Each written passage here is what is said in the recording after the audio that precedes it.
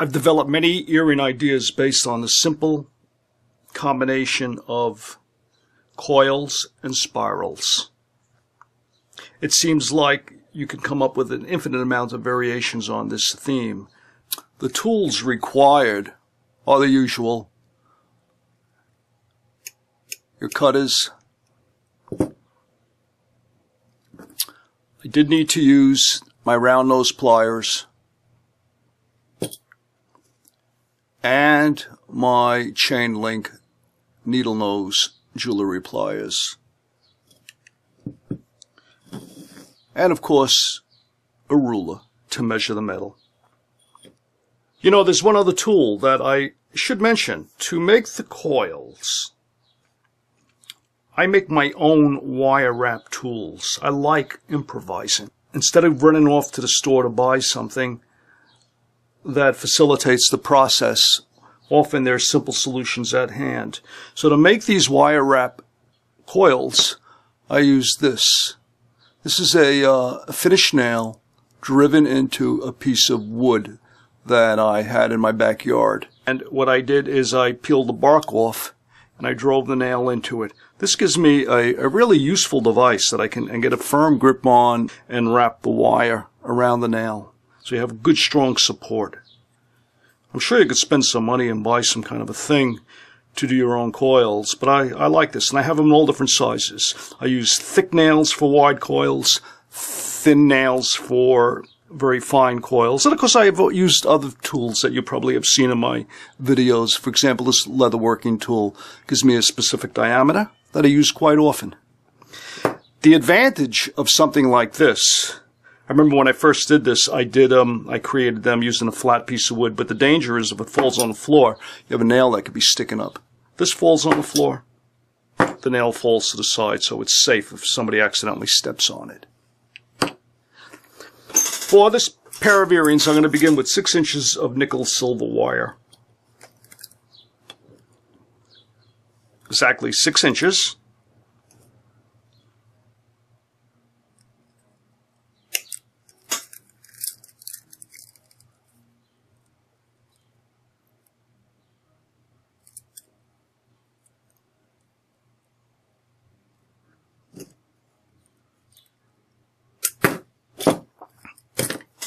Nice. 6 inches of wire. Put it on the side. Now I'm going to make my coils. I'll show you how I work this contraption of mine. I'm going to construct the wire wrap. For the wire wrap coil, I'll use 20 loops around. So, here's what I do. I pull out my wire. And I begin to wrap it around the nail. 1, 2, 3, 4, 5, 6, 7, 8.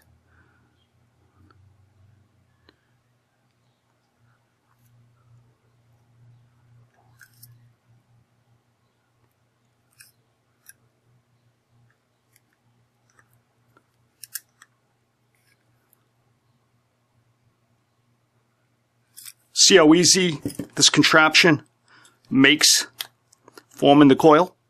Anyway, let's slide it off. Separate it from the main spool. Get in with the tip of my plier. Cut off the excess. Nice. Trim that away just to get it out of my way. Again, I position the tip of my plier right there. Trim off the excess. And one last time, I'll put it on the gadget and press down to make a nice tight coil. Good. One down, one to go.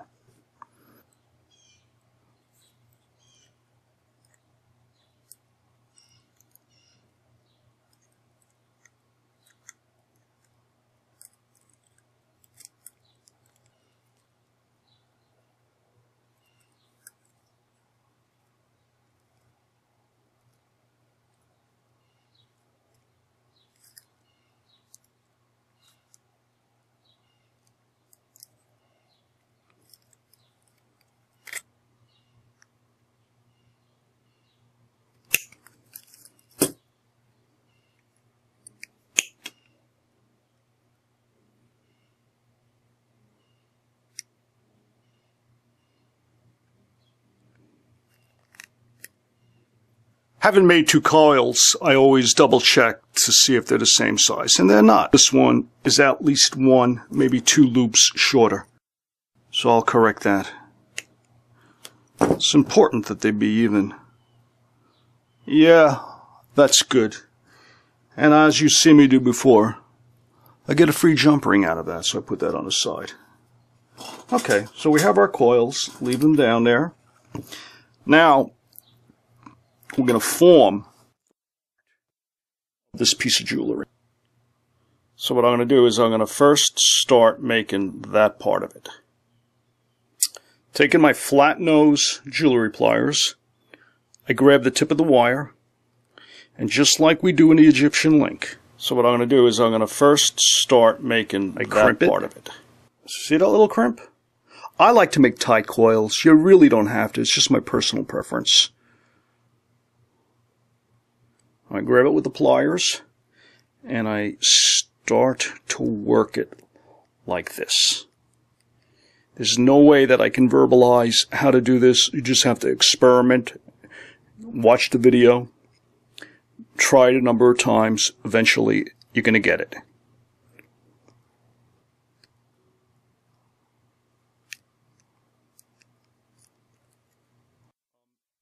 I'm taking my time and I'm making sure the coil nice and evenly wrapped around there.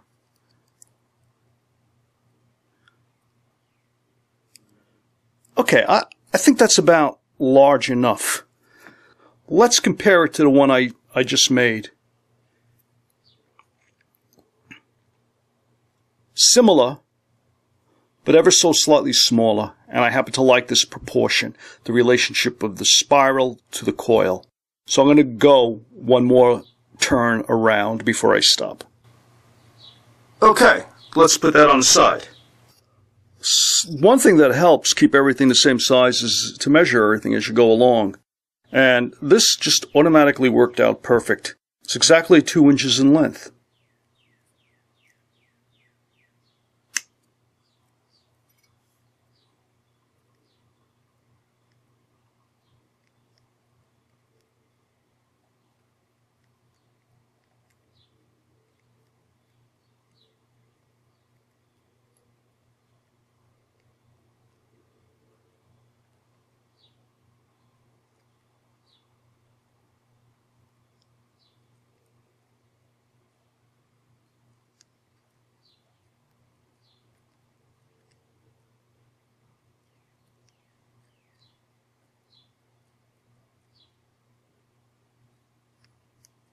Good.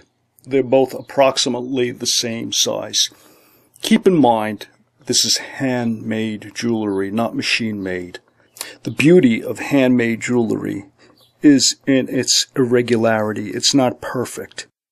And I feel that the imperfections make these pieces uniquely beautiful, as long as the overall craftsmanship is pretty good.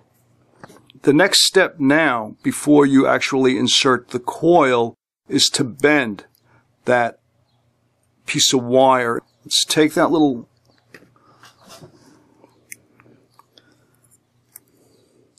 spiral formation, position our round nose pliers right about there.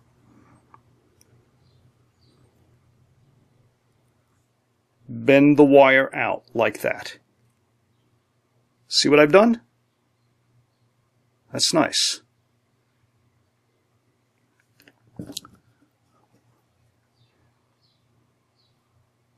We'll do it again.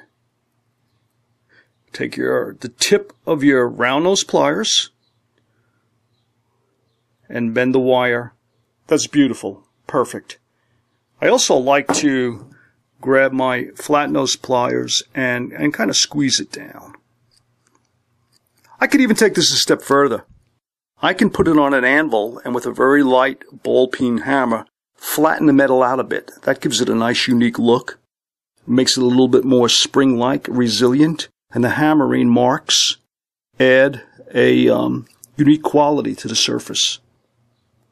To finish them, I insert the coil. I create the loop on top that the ear wire will attach to round nose pliers. And what I do is I come very close to the coil. I don't know if you can see that. There. the beauty of doing videos. I can't possibly, in a class of 20, have everybody see this. So there we go. Have to keep the pliers slightly distant from the coil, because if I have it right up against the coil, I'll never be able to turn a plier like this to create my loop. Now to finish making the loop,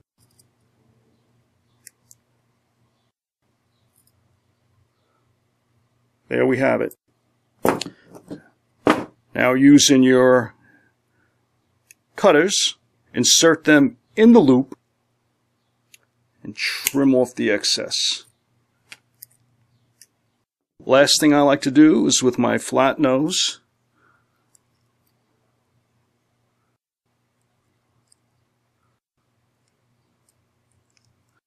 flatten out the loop a bit.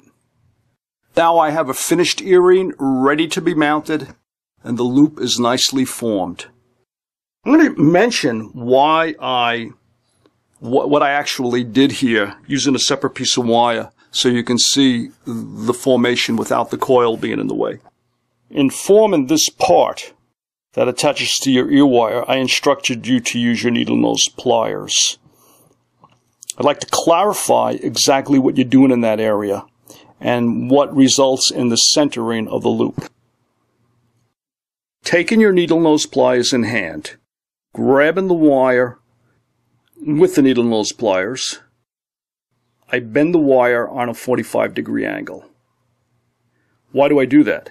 That 45-degree angle is going to enable me to center the loop, and here's what I mean. Now that I bent it out on a 45-degree angle, I bend the wire up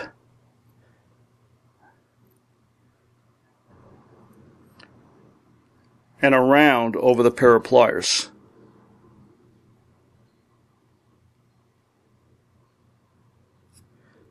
Then I take my cutters, insert them inside the loop to trim off the excess.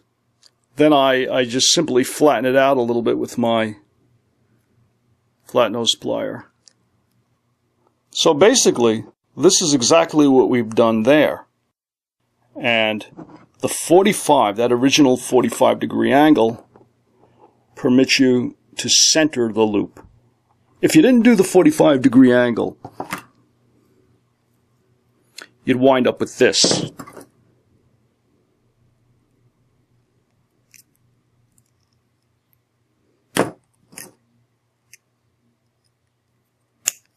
See how the loop goes off to the side? I don't like that. I think that looks much better and is much more functional. It affects the way the earring will fall. Okay, having done this, I'm going to quickly finish this up, and then we'll attach them to our ear wires. And that's it. Okay, the other half is made. Now I'm going to attach my ear wires. To attach the ear wire, what you do is you take your plier and just ever so carefully swing the loop over to the side a little bit. Insert your earring. Close the loop. And there you have it.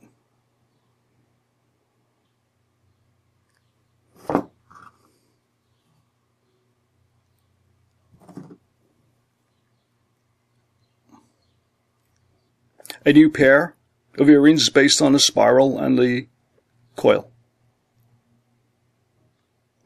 Simple to make.